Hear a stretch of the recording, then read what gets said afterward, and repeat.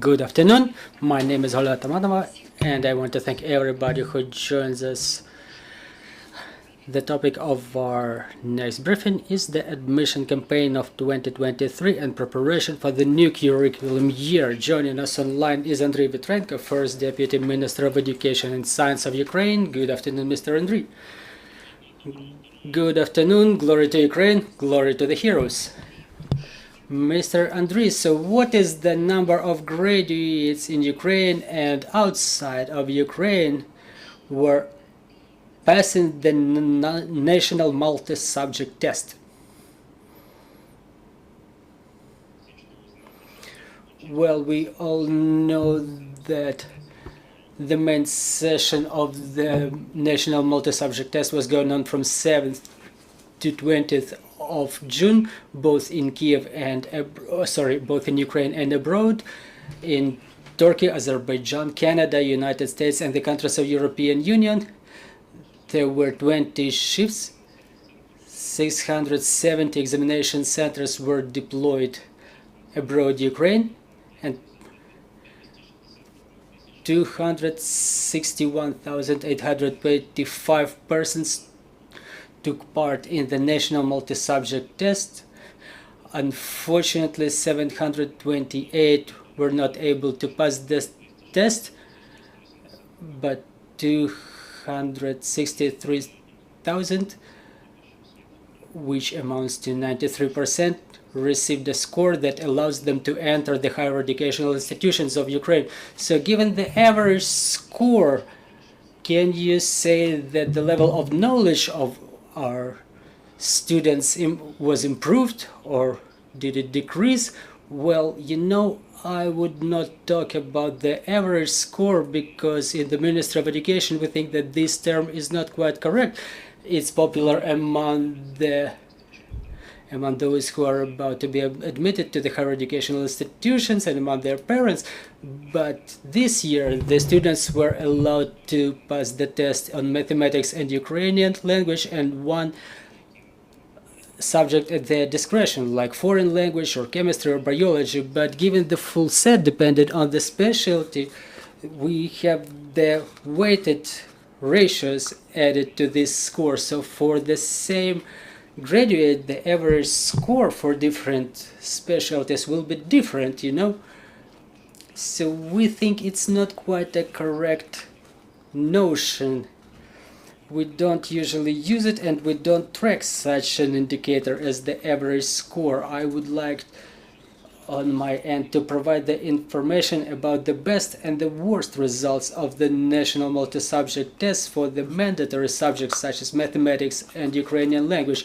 So 253 graduates were not able to pass the test on Ukrainian language. It's less than 0.1%. So among 260,000, only 253 were unable to pass the test. Meanwhile, the highest score was given to more than 13,000 in mathematics. More than 8,000 graduates received the highest score. So we think that this year, even regardless the most difficult conditions of education, our children, our graduates, have demonstrated the high level of knowledge and the high level of thirst to knowledge. Mr. Andriy, the admission campaign this year, what is it like? What is its specifics? Do we know about the number of our students, those or future students who came back to Ukraine to enter a Ukrainian higher educational institution? Well, this year the peculiarity of the admission campaign is its almost full digitalization. To submit the documents to the higher educational institution, even to pick the specialty, you don't have to show up to the institution. You can do it remotely, so that our applicants feel it most convenient. And given the high level of the mobility of Ukrainian population, we see that this is the efficient tool that can adequately provide for transparent admission campaigns. So talking about the number of people coming back from abroad to enter Ukrainian higher educational institutions, we don't know such number. But the number of applicants who were passing the national multi-subject test this year is bigger than those who graduated from secondary schools, which tells us that our children are coming back. They're coming back to our national education system. And yes, please. Well, talking generally about the admission campaign, what is the dynamic that we expect comparing to the previous year? Comparing to the previous year, the dynamics is better. There is a bigger number of registered applicants. They do it quicker. Even the digital accounts, the number of such accounts is bigger than the last year this year. So the admission campaign is underway. On the 19th of July, the applications are open for different specialties, and in the beginning of August we will be publishing the list of those who entered the budget-based education. Well, talking about higher educational institutions, do we have any changes in the number of higher educational institutions this year? Well, there are no substantial changes. We are on the way of optimization of higher educational institutions network, so for the time being the processes of unifications are being finalized that were started last year. So no, there are no significant changes to the network of educational institutions. The same institutions are taking part in the admission campaign as the last year. Talking about the preparation to the new curriculum year, what are the news there? Can we say now that basically we're planning to have more schools working offline?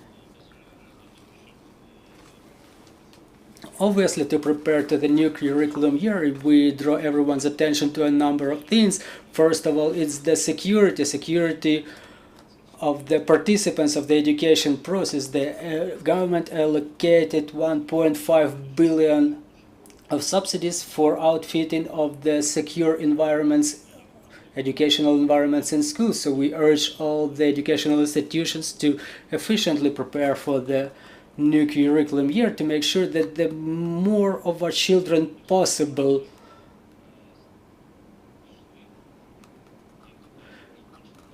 come to the schools offline to obtain high quality Ukrainian education. Mr. Andriy, do we understand what is the percentage of our educational institutions that comply with those requirements? Well, we had the figure of 85% of the educational institutions that are equipped with the proper shelters. We monitor those numbers, but talking about the number of schools which are ready to the new curriculum year, we would be able to give those numbers maybe closer to the beginning of the curriculum year, when we will finalize the preparation to the new curriculum year. And this is when we will be ready to provide unbiased, objective information about number of children who would be able to attend schools. Well, for the students who study in the higher educational institutions, is the same algorithm of actions contemplated for them? Do you mean where are our students of the higher educational institutions going to study offline? Well, depending on the security situation in this or that region, we urge regional administrations and directors of the educational institutions to maximize the offline study, because we need higher skilled specialists in future, and we think that the offline format of training will assist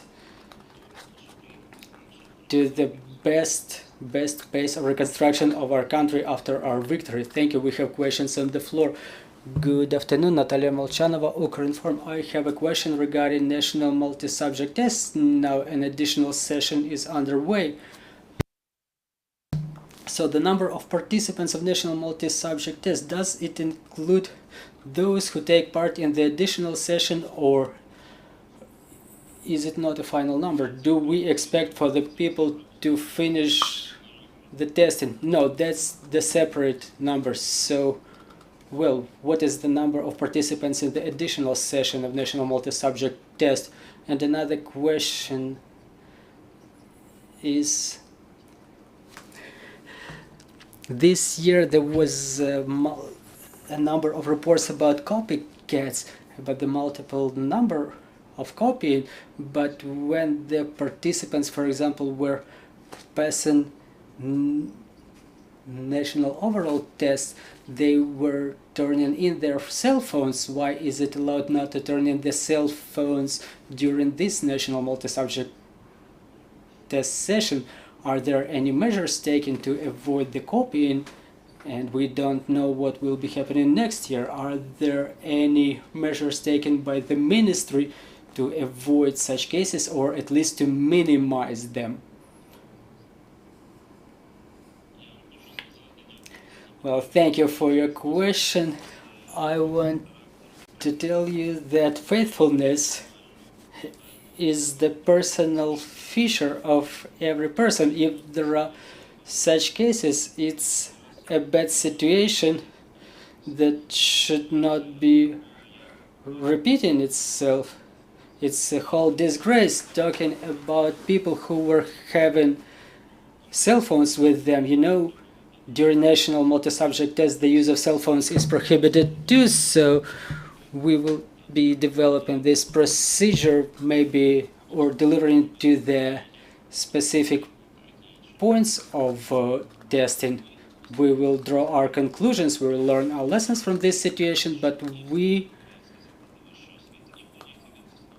do our best to make sure that any testing in the Ukrainian higher educational institution is based on faithfulness and transparency, because given the situation in our country, you know, if we copy do the copycat thing during the examination, we don't know then what we're fighting for.